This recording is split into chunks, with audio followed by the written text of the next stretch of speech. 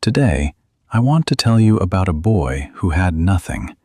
No money, no home, sometimes no food. But this boy became one of the most famous people in the world. His name was Charlie Chaplin. How did he do it? Stay with me, and if you enjoy stories like this, please subscribe to hear more. It was a cold evening in London, 1895. A small boy sat on the street corner. His name was Charlie Chaplin. He was only 6 years old. He was hungry. He was cold. His clothes were old and dirty. Charlie looked at people walking by. They did not look at him. Nobody stopped. Nobody helped. Charlie's life was very hard from the beginning. His father left the family when Charlie was very young. His mother, Hannah, tried to take care of Charlie and his brother Sidney. She was a singer. She sang in small theaters, but she did not earn much money. Sometimes she could not work at all. She became sick. Her voice stopped working. Without her voice, she could not sing. Without singing, there was no money. The family became very poor. They moved from house to house. Sometimes they had no house at all. They slept on the streets. Charlie was always hungry. He wore the same clothes every day. Other children laughed at him. He felt ashamed. He felt alone. When Charlie was 7, something terrible happened. His mother became very sick. She could not think clearly anymore. The government took her to a hospital for sick people. Charlie and Sidney had no parents now. They were sent to a workhouse. A workhouse was a place for poor children. It was not a nice place. The children worked hard every day. They cleaned floors. They washed clothes. They got very little food. The rooms were cold. The beds were hard. Charlie hated it there. But even in this dark time, something special happened. Charlie discovered something inside himself. He could make people laugh. When the other boys were sad, Charlie made funny faces. He walked in a silly way. He told jokes. The boys laughed. For a moment, they forgot their hunger. They forgot their sadness. Charlie felt something new. He felt important. He felt alive. It was a sunny morning in London, 1903. Charlie was now 14 years old. He walked into a small theater. The theater was looking for young actors. Charlie was nervous. His hands were shaking. But he wanted this job very much. He needed this job. The theater manager looked at Charlie. "Can you act?" he asked. "Can you make people laugh?" Charlie did not answer with words. He started to move. He walked like an old man. Then he walked like a drunk man. Then he pretended to fall. The manager laughed. "You're good, boy. You can start tomorrow." This was Charlie's first real job in theater. He was part of a comedy group. They traveled around England. They performed in small towns and big cities. Charlie learned everything about performing. He learned how to move his body. He learned how to use his face.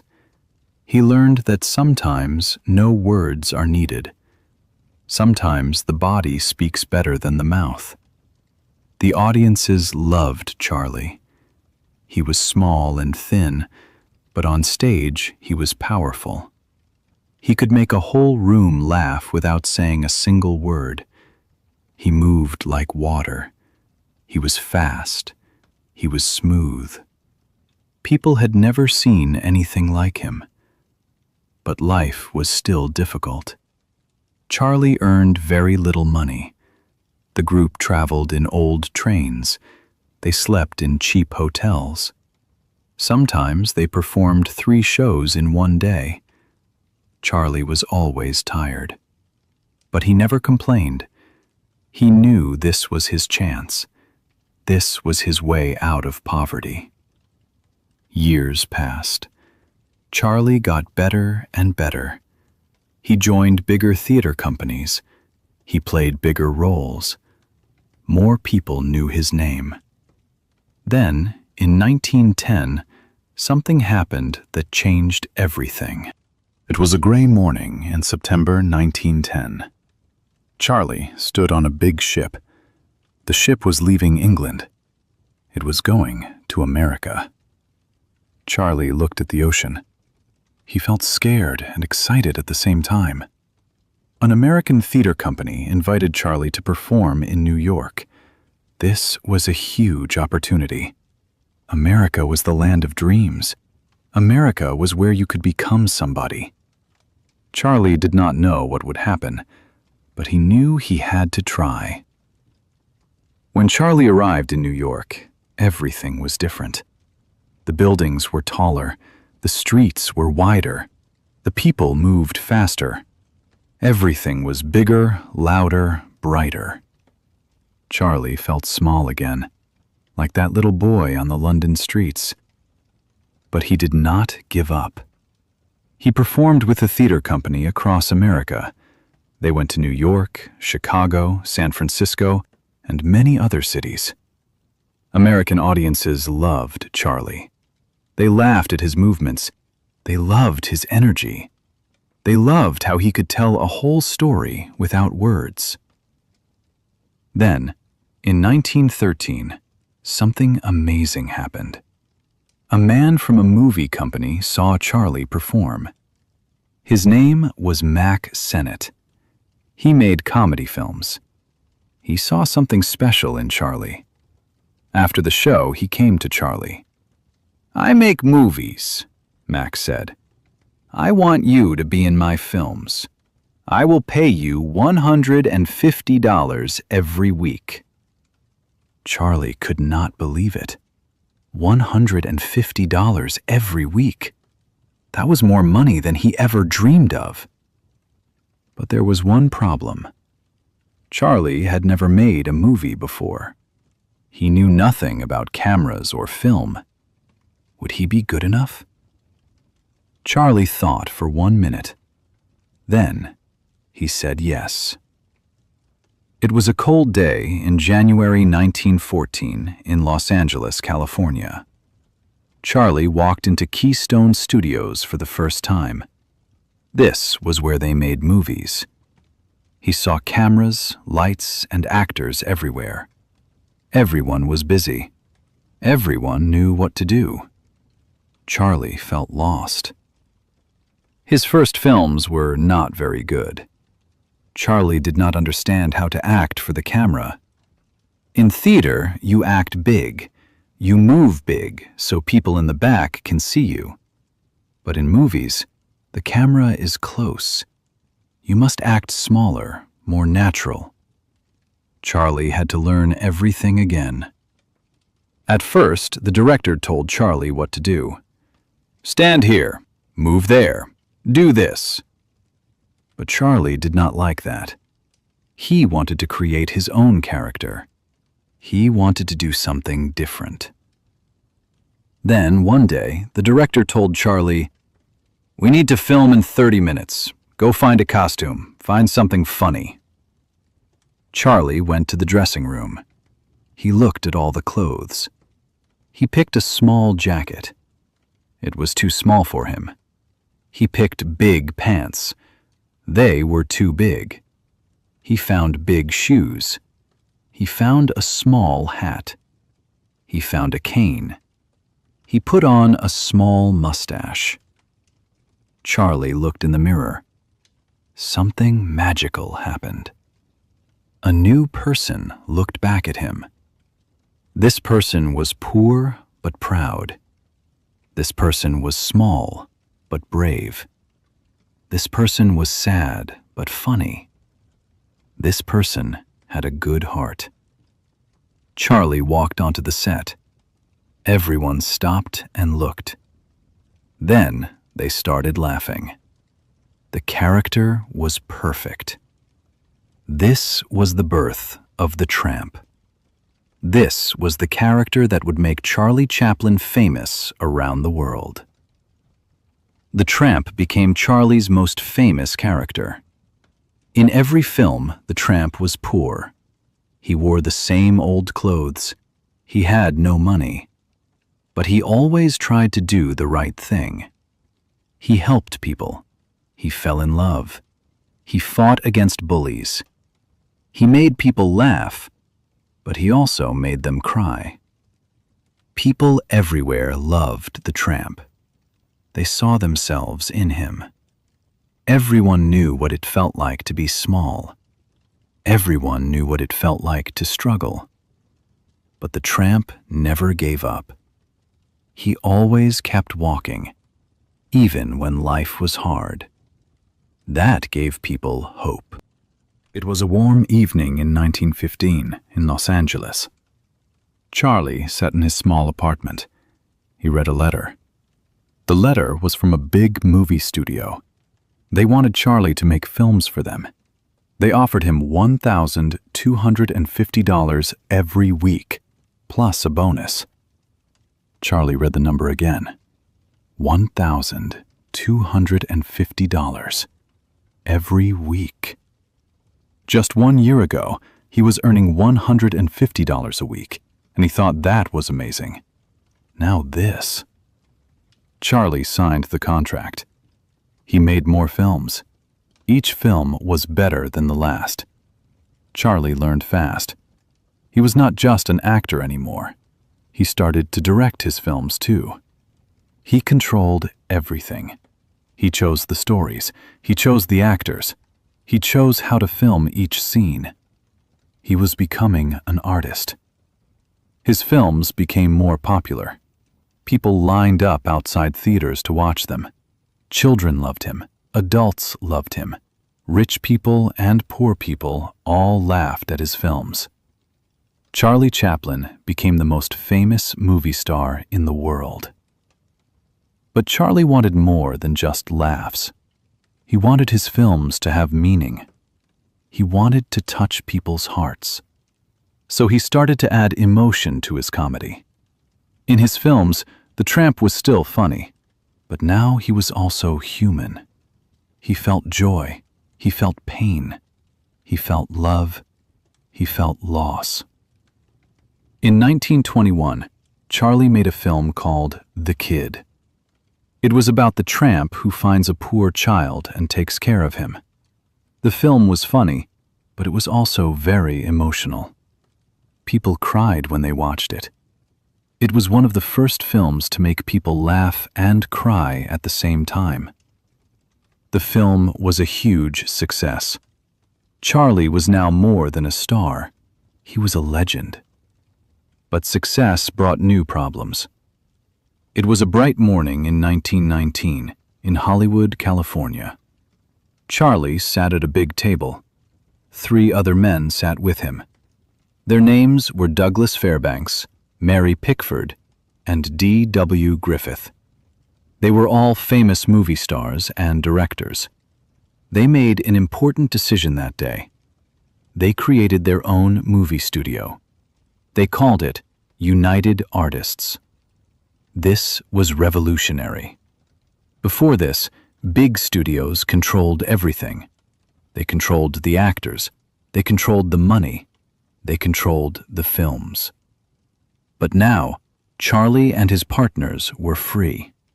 They could make any film they wanted. They could take their time. They could spend more money. They could make art, not just entertainment. For Charlie, this was a dream come true. He could finally make the films he always wanted to make. And he did. In 1925, he made The Gold Rush. It took him over a year to make this one film. In the film, the tramp goes to Alaska looking for gold. He faces cold, hunger, and danger. There is one famous scene. The tramp is so hungry that he cooks his shoe and eats it like a delicious meal. People laughed, but they also felt his pain. The film was beautiful. It was funny. It was sad. It was perfect. The Gold Rush became one of the greatest films ever made. Then, in 1931, Charlie made City Lights. This was a special time. Other movies now had sound. Actors talked, they sang. But Charlie did not want sound in his film. He believed that the body and the face could tell the story better than words. He was right. City Lights had no talking, but it made people cry more than any talking film. By now, Charlie was not just rich. He was one of the richest people in entertainment. He owned his own studio. He controlled his own work. He had complete freedom. The poor boy from London streets now had everything. But the world was changing, and new troubles were coming. It was a cold afternoon in 1940 in Hollywood. Charlie was working on a new film. This film was different. This film was political. It was about a dictator who looked like Adolf Hitler. The film was called The Great Dictator. This was a dangerous film to make. America was not at war yet. Many powerful people did not want Charlie to make this film. They said it was too political. They said it would cause problems. But Charlie did not stop. He believed this film was important. In the film, Charlie played two characters. One was a Jewish barber, very similar to the tramp. The other was a cruel dictator. At the end of the film, the barber gives a powerful speech about freedom, kindness, and humanity. When the film came out in 1940, it was a huge success. People loved it. But it also made Charlie many enemies. Some people said Charlie was a communist. They said he was dangerous. They said he was against America. This was the beginning of hard times for Charlie. The U.S. government started watching him. They investigated him. They wanted to find something wrong. The newspapers wrote bad things about him. Some people called him a traitor. In 1952, Charlie left America to visit Europe. While he was away, the American government canceled his visa. They said he could not return to America unless he answered questions about his political beliefs. Charlie was shocked. He lived in America for 40 years. He made his greatest films there. He became famous there. Now they did not want him? Charlie was hurt. He was angry. He decided he would not return. He moved to Switzerland with his family. He said, "I don't need America. America needs me." For 20 years, Charlie could not go back to America. He continued making films in Europe, but it was not the same. He missed Hollywood. He missed his friends. He missed the place where he became Charlie Chaplin. It was a special night in April 1972 in Los Angeles. The Academy Awards ceremony was happening. Something unusual was planned. After 20 years, Charlie Chaplin returned to America. He came to receive a special award for his lifetime work in film. Charlie was now 83 years old. He walked slowly onto the stage. He was small and thin. His hair was white, but his eyes were still bright. When people saw him, they stood up. The whole room stood up. They clapped. They clapped for a long time. Some people cried. Charlie stood there and looked at everyone. He smiled. He said only a few words. "Thank you. Thank you so much." That night was healing. America remembered why they loved Charlie Chaplin. They remembered the joy he gave them. They remembered the tramp. They remembered the laughter. They forgot the politics. They forgot the anger. Charlie returned to Switzerland. He spent his last years there with his wife Una and their children. He was happy. He was peaceful. He had a big family. He had love. He had memories of an incredible life. On Christmas Day, 1977, Charlie Chaplin died. He was 88 years old. The world mourned. Newspapers everywhere wrote about his death. People shared their favorite Chaplin moments. They watched his films again. Charlie Chaplin left behind something precious. He left behind films that still make people laugh and cry. He left behind The Tramp, a character that everyone in the world knows. He left behind proof that one person, even a poor boy from London streets, can change the world. Charlie Chaplin's story teaches us something important. Life can be very hard. You can start with nothing. You can face terrible problems. But if you work hard, if you never give up, if you follow your passion, you can create something beautiful. You can touch millions of hearts. You can become immortal through your art. From the streets of London to the stages of America, from silent films to eternal fame, Charlie Chaplin walked a long road. He walked it with dignity. He walked it with humor. He walked it like the tramp, always moving forward, always hoping, always human. Thank you for listening to this story.